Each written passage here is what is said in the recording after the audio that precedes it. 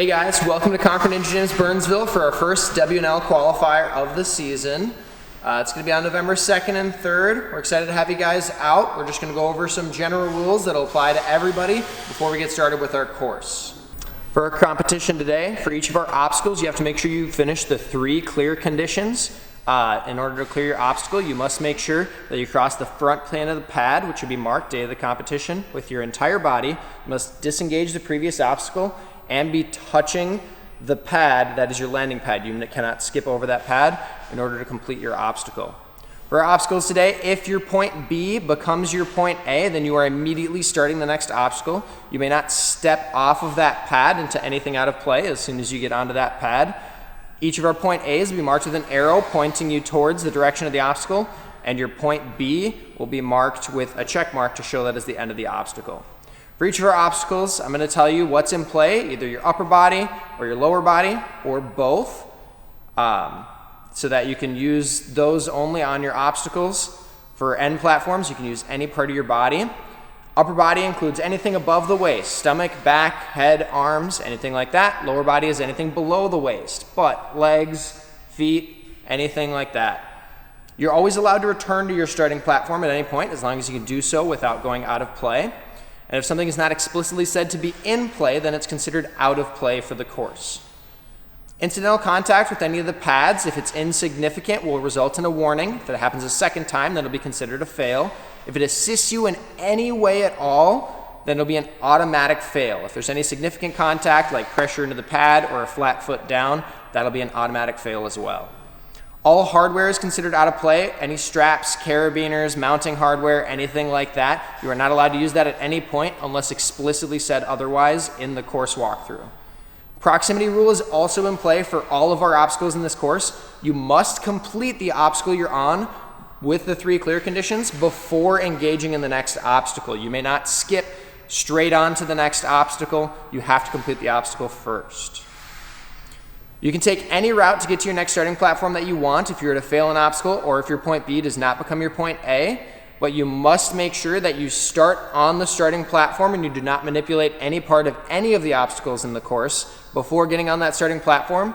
Once you are on top of that starting platform, then that will be considered starting your next obstacle, and you cannot touch anything out of play after that.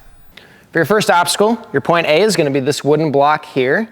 You're allowed to use this red block here. This red block is allowed to be moved in any way you want, but it's only allowed to be used on the carpet and on the log. So if you are on it or using it in any way while it is on the blue pads, that would be considered out of play. You're also allowed to use this ring here to get you to your point B, which would be this block here. For your next obstacle, we're going to be starting on this pad right here. It'll be your point A, your point B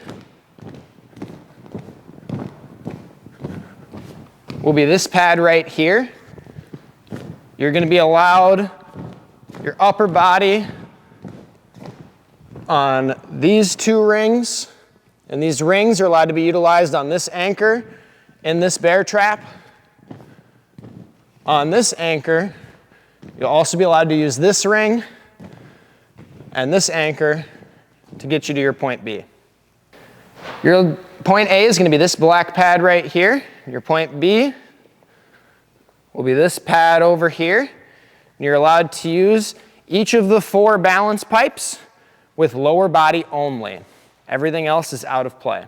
For this one, your starting pad is this black pad right here. Your point B is this U block way down here. You'll be allowed to use this red pad, and this red pad with any part of your body to complete the obstacle. For this obstacle, your point A is going to be this pad right here. Your point B will be this pad right here. You'll be allowed to use this ring, and you can use these 2 circuit board handles in any of these slots inside of this board to get you to your point B. For your next obstacle, your point A is going to be this red pad right here. Your point B will be this black pad right here. You'll be allowed any part of your body on the white top face of this Bosu ball here, this post, and the white top face of this posted ball right here to get you to your point B. For this obstacle, your starting pad is going to be this pad right here. For young adults, your ending platform is going to be right here.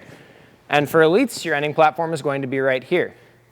You'll be allowed to use this UFO, these ledges, and any ledges on this wall to get you to your point B. Point A will be this pad right here. Your point B is this pad right here. You're allowed this pillar with any part of your body to get you to your point B. For this obstacle, your point A is going to be this black pad right here. You'll be allowed to use upper body only on these pegs, and the pegs are allowed to be utilized in any of the holes in the pegboard. You'll be allowed lower body only on any part of the wall to get you to your point B, which should be this black pad right here. The next one, your starting pad will be on this trampoline right here. Any part of the trampoline will be good. You'll be allowed to use any part of this door, any part of this door, any part of this door, any part of this door to get you to your point B right here. For this obstacle, your point A is going to be this black pad right here. Your point B will be this black pad over here.